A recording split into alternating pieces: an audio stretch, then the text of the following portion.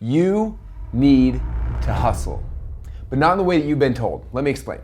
Over the years, I have seen so many entrepreneurs put out videos about how you need to hustle and how you gotta work hard to be successful. Hustle is putting it all on the line. Your number one priority in life should be getting rich. You need to get rich fast. What you so threatened by? You threatened by the freaking hustle.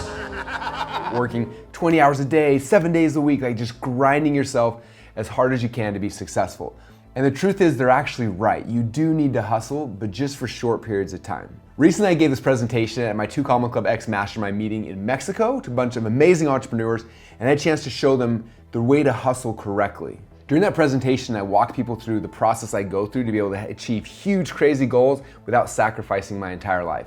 And the key to understanding that is understanding 2 types of goals. Number 1 is called a Hall of Fame goal, and number 2 is a Super Bowl goal. There's a difference between a Super Bowl goal and a Hall of Fame goal. A Super Bowl goal is something you're trying to achieve now, right? Like a football team, each season starts and they decide this is the goal, we want to win a Super Bowl, and they focus all their effort on winning that goal, right?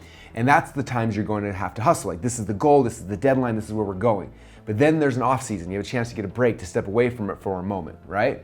But the second type of goal is a Hall of Fame goal. You think about it, if you're playing football, like, yeah, you want to win a Super Bowl, but when your career's over, you want to be in the Hall of Fame. You want to be able to have like all of the things you've been going after, right? And the same is true for us. So many of us have these Hall of Fame goals we want to do, and then we're trying to pursue all of them at once, and that's what causes the chaos, the stress, the burnout. And so what I want you guys focusing on is you're going to learn about in this presentation is figure out what is your Super Bowl goal, defining it, and then just going and attacking that. Here's some examples that I can think of like a Hall of Fame goal. So it could be building a big business, it could be having a successful family, maybe it's running a marathon, it could be traveling the world with your family, doing a whole bunch of really cool things, getting healthy. Like, those are all amazing Hall of Fame goals. Like, when you pass away, you want to be able to say, like, this is the legacy I left behind. Basically anything that you value that you really want to achieve. Now, it's important to understand what your Hall of Fame goals are, because if you don't have those, you can win Super Bowl after Super Bowl after Super Bowl and never actually feel fulfilled. So in order for you to go and accomplish your Super Bowl goal, you have to understand that greatness comes in times of radical imbalance. People always ask me, Russell, how do you stay so balanced? And I don't.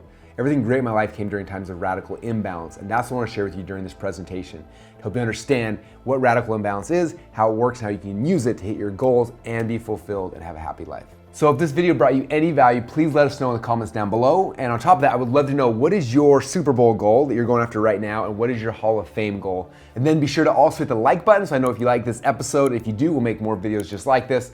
And also don't forget to subscribe so you don't miss any of our future episodes as well.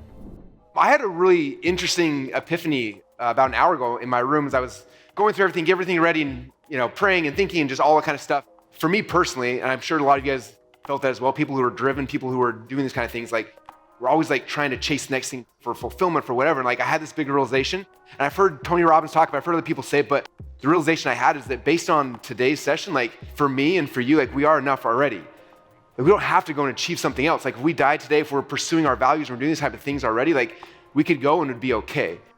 And I was like, that was so relieving for me. I was like, oh my gosh, I feel like I just took this backpack off and just like, I'm good, right? The interesting thing about the values is just that these aren't these huge goals we're trying to strive towards.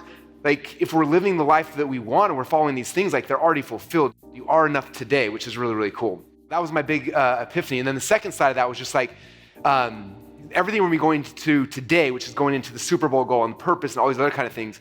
All of these things are amazing, but the reality is they don't really matter. In the grand scheme of things, the fact that I was wrestling, I spent 12 years of my life focusing and running after this goal didn't really matter, but man, it made my life fulfilling.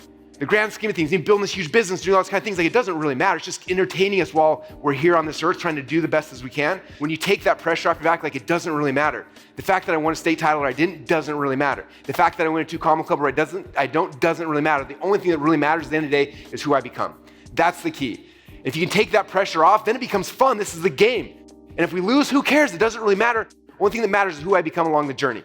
From a football analogy, we have a Hall of Fame goal, that's what we want to do, and the next thing is the Super Bowl goal. Now, the nice thing about a Super Bowl goal is it's tangible. We can talk about it, we can look at it, we see, like, this is the thing, there's a beginning, there's an end. Like, that is the goal. When you're moving forward with definite purpose, there's got to be a purpose, an actual thing that you're looking at. There's a target that you're going for. Too many people, the drifters, the 98%, are just wandering with no purpose, no goal, no nothing. They're just kind of here moving around in circles. Okay? Us as the prime movers, we have a goal, we have a Super Bowl, something we're looking for, we're striving towards. Okay? Once again, Napoleon Hill said that there's one quality which one must possess to win, and that is a definite as a purpose, the knowledge of what one wants, and a burning desire to possess it. the first thing I want to talk about is we have our values here, right? And so these are things we value in our life. Now, what a lot of people try to do is like, okay, these are all the things I value. I'm going to go and try to do all of them at once because I value all these things. And you start trying to do everything. What happens when you try to do everything at once? Everything is just kind of okay, right? In my life, everything that's ever been meaningful, every time I've had success, anything that's been like, that mattered, didn't happen in times of balance. Everything amazing came from times of radical imbalance, okay? When I decided I wanted to be a wrestler and I want to be a state champ, that is my goal. I picked one value and I said, this is the thing I want to pursue. This is my Super Bowl during this season of my life. Okay, I'm going to pursue it with everything I have, all my energy, my focus, my time, everything, right? And because of that, guess what? All my other values kind of dropped down. I didn't have as much time to spend with my family. I didn't have much time to do any schoolwork, which is why I was such a good student. I didn't have time to do all these other things because all my focus was on this thing. Radically imbalanced, okay? But greatness comes during periods of radical imbalance. When Todd and I decided we want to build ClickFunnels, it wasn't like, okay, we're gonna be super balanced. We're gonna spend 8 hours a day working on ClickFunnels, then we're gonna do this. It wouldn't have happened. It's impossible. What we were trying to create was monumental. It was bigger than anyone had ever accomplished before in the past in our market. Like, if we're gonna do this, we believe in this thing, we see a vision, we're picking this thing that we value. This is a mission-based thing, but if we're gonna do it, like, we'd have the love and support of like the people around us to be able to do that.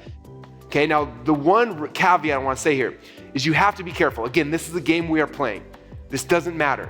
Okay, if something you are doing, if your radical imbalance destroys your Hall of Fame goals, it's not worth doing.